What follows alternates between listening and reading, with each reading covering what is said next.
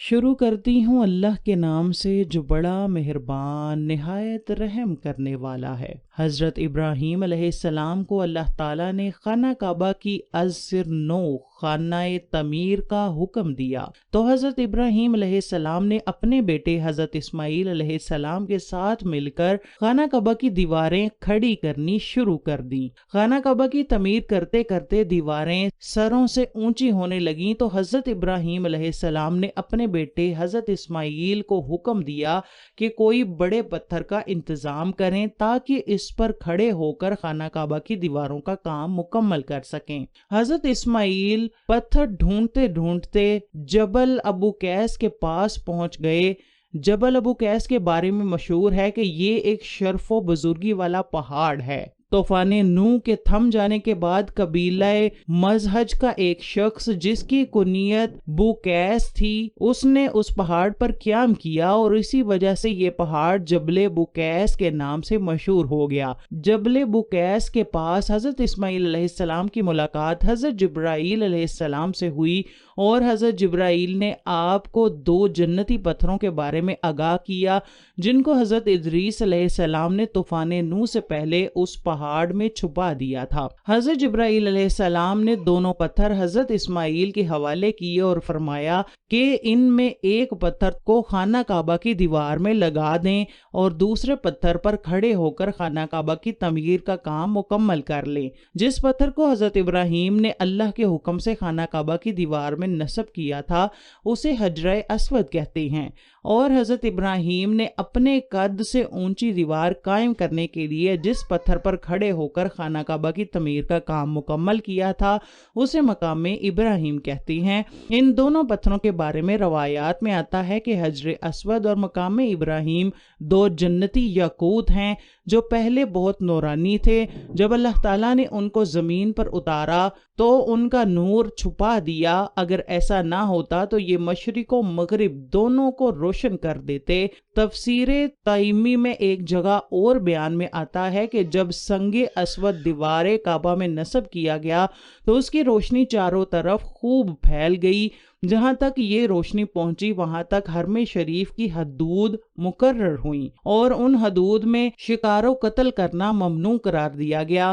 جب حجر اسود خانہ کعبہ کی دیوار میں نصب کیا گیا تو اس کا رنگ سفید تھا، گنہگاروں کے ہاتھ لگنے سے یہ مسلسل سیاہ ہوتا گیا۔ مقام ابراہیم خانہ کعبہ سے 13 میٹر کی دوری پر رکھا گیا ہے۔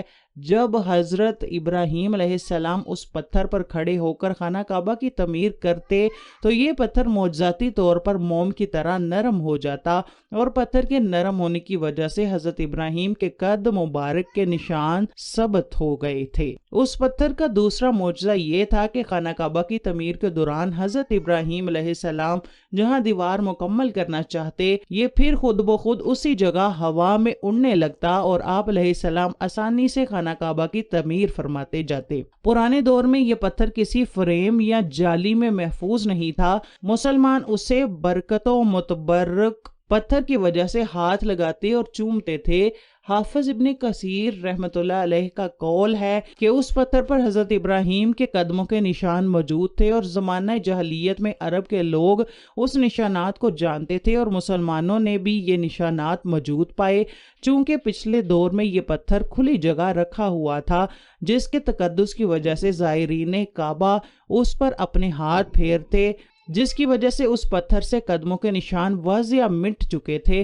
اس طرح حضرت انس رضی اللہ تعالی عنہ فرماتے ہیں کہ میں نے مقام ابراہیم دیکھا کہ اس میں حضرت ابراہیم کی انگلیوں اور ایڑیوں کے نشان موجود تھے، لیکن یہ بات ہے کہ لوگوں کے ہاتھ لگنے سے وہ نشانات مٹتے رہے۔ 1957 سے پہلے اس مقام پر ایک کمرہ تھا جس کا رقبہ 18 مربع میٹر تھا، جبکہ مقام ابراہیم کا سائز 1.5 میٹر سے زیادہ نہ تھا، جس کی وجہ سے طواف اور نماز کے دوران حاجیوں کو دشواری کا سامنا کرنا پڑتا۔ بعد ازاں 20 صدی عیسوی میں حاجیوں کی تعداد بڑھنے کی وجہ سے اسلامی علماء نے یہ تجویز پیش کی کہ اس پتھر کو شیشے کا ایک باکس میں رکھ دیا جائے گا اور مقام ابراہیم کے ارد گرد جو اضافے کیے گئے ہیں انہیں ختم کر دیا جائے تاکہ طواف اور نماز کے دوران جگہ میں اضافہ ہو سکے۔ تجویز کے بعد اس کے ارد گرد سونے کے پانی سے تیار کردہ ایک جالی لگا دی گئی تاکہ یہ طواف کے دوران حاجیوں کے لیے رکاوٹ نہ بنے۔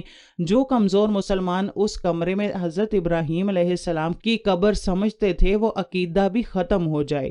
مقام ابراہیم والا پتھر پہلے ہی بابرکت سمجھا جاتا تھا، لیکن جب حضرت محمد کے قدم مبارک اس پتھر پر لگے تو اس کی فضیلت و عظمت میں مزید اضافہ ہو گیا۔ ترمذی شریف میں صحیح روایت ہے کہ حضرت عمر نے رسول اکرم سے کہا، اے اللہ کے رسول، کاش ہم مقام ابراہیم کے پیچھے نماز پڑھتے۔ جب آپ صلی اللہ علیہ وسلم مکہ تشریف لائے تو آپ نے بیت اللہ کا طواف کیا اور مقام ابراہیم کے پیچھے نماز پڑھی۔ اس کے بعد حجر اسود کے پاس آ کر اسے چوما، پھر فرمایا ہم سعی وہیں سے شروع کریں گے جہاں سے اللہ نے اس کا ذکر شروع کیا ہے۔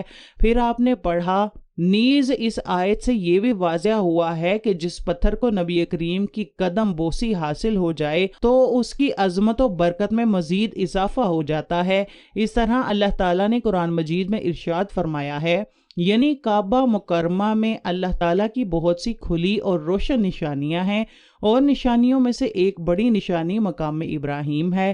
مقام ابراہیم سے متعلق قرآن مجید کی سورت آل عمران میں اللہ تعالیٰ ارشاد فرماتے ہیں کہ پہلا گھر جو لوگوں کے لیے تعمیر کیا گیا مکہ میں، جو مبارک اور رہنمائی کرنے والا ہے دونوں جہانوں کے لیے، جس میں واضح نشانیاں اور مقام ابراہیم ہے، جو شخص اس میں داخل ہو گیا وہ امن میں آ گیا۔ مقام ابراہیم خانہ کعبہ سے تقریباً 131 میٹر مشرق کی جانب موجود ہے، اور امام کعبہ اس طرف سے کعبہ کی طرف رخ کر کے نماز پڑھتے ہیں۔ طواف کے بعد یہاں 2 رکعت نفل نماز پڑھنے کا حکم ہے۔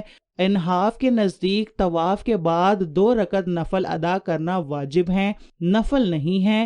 مقام ابراہیم کی مزید فضیلت و برکت یہ ہے کہ یہ دعا کی قبولیت کا مقام ہے۔ مشہور تابعی امام حسن بصری سے روایت ہے کہ 15 مقام ایسے ہیں جہاں مانگنے والی دعائیں قبول ہو جاتی ہیں، اور ان میں سے ایک مقام ابراہیم ہے۔ اللہ تعالیٰ سے دعا ہے کہ اللہ پاک ہمیں اپنے گھر کی زیارت بار بار نصیب فرمائے، آمین۔